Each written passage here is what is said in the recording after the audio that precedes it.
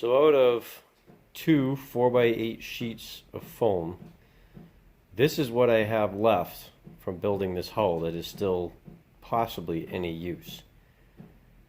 Just to show you that why I really think a 14-foot boat is probably the best size for all around. It's good for a single, good for a double, using a maximum amount of your material. And if I had done 3-inch wide sides instead of 2-inch wide sides, I believe we probably would have got rid of about half of what's remaining here. Would have also gone into the hull. So here it is in all its rough, unfinished, lumpy, misshapen, blocky looking glory. The next Sawfish kayak will be joining my fleet. I love to take groups of kids out paddling, and tandem boats are usually better than singles, just because they give you the option of one person paddling or two, and they have plenty of carrying capacity, still easily driven either way, and nice and light, unsinkable, something I don't have to worry about the kids going out and filling it up with water and drowning because they don't know how to recover. You can fill this one up with water, and if you've ever seen the video, I paddle it through the rest of the rapids and then paddle it over to the bank. And unfortunately I don't have video, but I'm gonna have to demonstrate it. With a cockpit almost as big as this, completely filled with water, I was like, how in the world do I get all the water out of this? And while I was there at the bank, I pulled out everything loose that could float away. And I was like, well, with a canoe, you kind of roll it up out of the water, so I'll try that. So I started to tip it, and as soon as one rail went under the surface of the water, the boat just popped right out of the water. I didn't have to do a thing. Right up on its side. They don't want to be underwater. Foam wants to float. Great thing I love about these boats and this design, the Unsinkable design. And really, if you ever wanted to put like scupper plugs, and the idea I have is maybe make scupper holes down along the bottom of the hull, small, and I don't know, maybe something you put like practice golf balls in, the foam ones or something like that, on like a little lanyard, and you would have an unsinkable kayak. It'd actually be pretty interesting. It would be like the sit-on-top kayaks that are made out of plastic and very heavy, only this would be very light, and it would float itself right up out of the water if the hole was big enough to let the water out fast enough. I had a video I was going to release the other day, and it was going to show how to install one of these hatches the way I installed that one, and YouTube lost it. So here we go again. So installing these hatches, remember I showed you the step with the 5-gallon bucket, and that's what set the length for this forward bulkhead right here. And there's a reason for it, and now you'll see why. These lids are meant to snap on to the top of a 5-gallon bucket. I may have showed that before, but this is a setup. It's in black. Black comes from Home Depot. White comes from Lowe's. You can get a variety of colors off of Amazon. I've only ever seen one person that actually color coordinated their hatches to their boat. It looks kind of nice, actually. I prefer the contrast. But they're really simple in that they have this ring that snaps onto the top of the bucket, and they have a screw-off lid. This is my camping shower. Actually, it's propane powered, runs off the little 1-pound bottles. And the thing we found is it has D-cell batteries. It's supposed to pump through, and that is how you get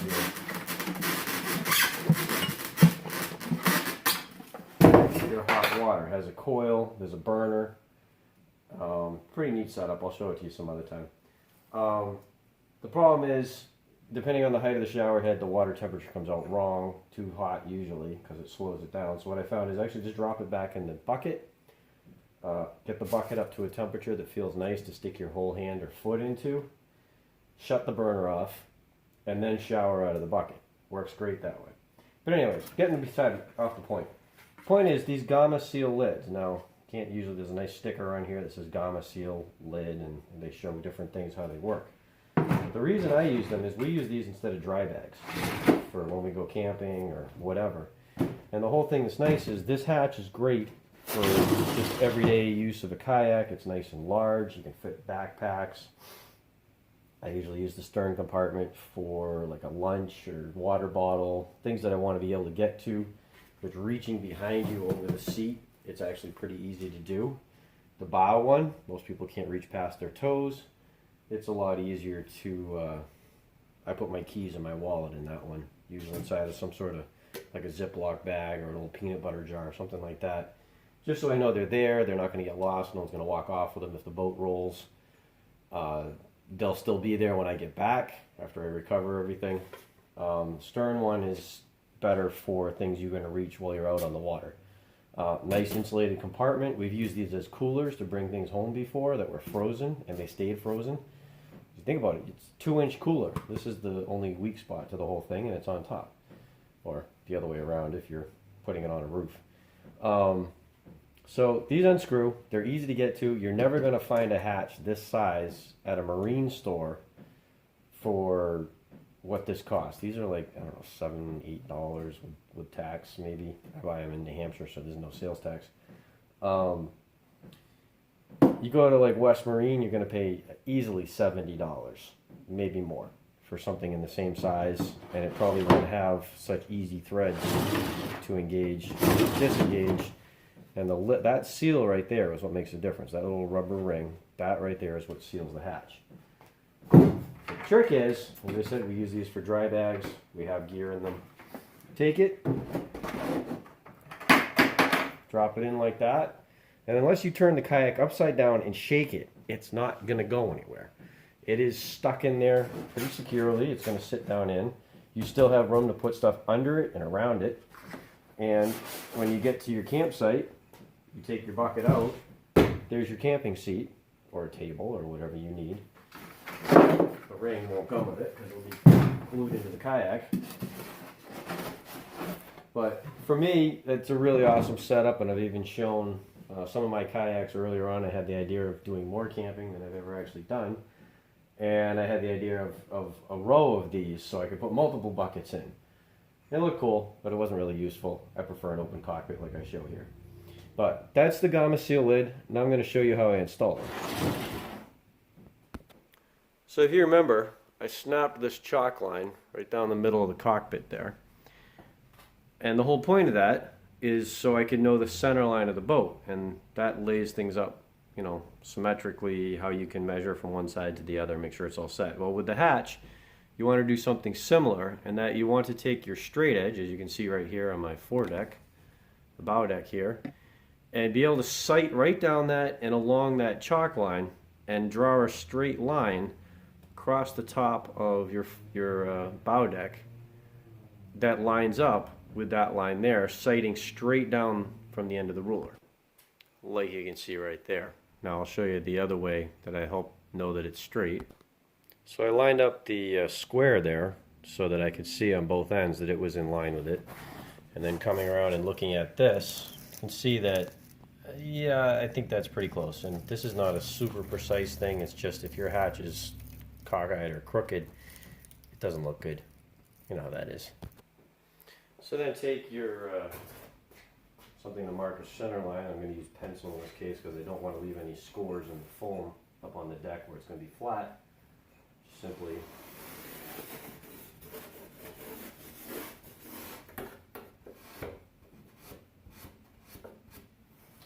so I have a rough idea of the center line on this bow deck. Next thing, we need a way to know how far we can put it up to here. Now remember, that bulkhead is 2 inches thick.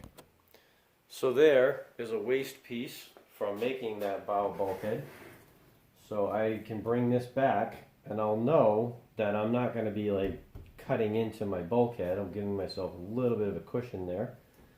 And that's where I want the hatch. And then of course I'm going to line it up on these two lines so it looks like it's going straight here across the middle. And use this ruler again and measure out to each side, looking straight down on the edge of the hull. Yeah, it's about 3 3/4. Check the other side. Wow, big difference. Okay. Make sure I got my first one right. I did. Interesting. Alright, well, I'll push this over to about 4. That's a little closer to the middle here. Yeah, okay. And that there. Okay, I believe that is the middle. So once you've got it located where you want it, take tip of the drywall knife, works perfectly, and trace that hatch onto your foam. And right there is your cutout circle for being able to fit this down inside of there. And it's just simple. You know, these were designed to punch through drywall and cut out holes for outlets and switches and whatever. So it's pretty easy to push through the foam.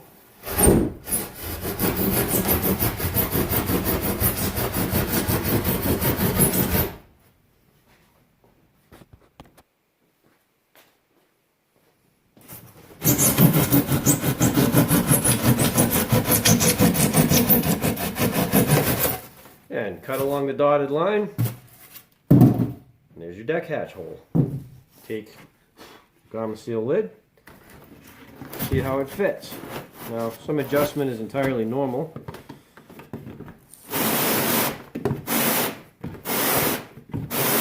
The reason I'm spinning this like this is where I did this cross hatching here with a razor, the tip of the razor blade, when we made the gama seal lids, and this kind of acts like sandpaper or a file and helps it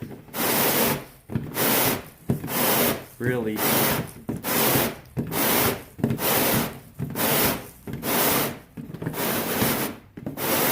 set the hole to the right slip fit, which is what you want.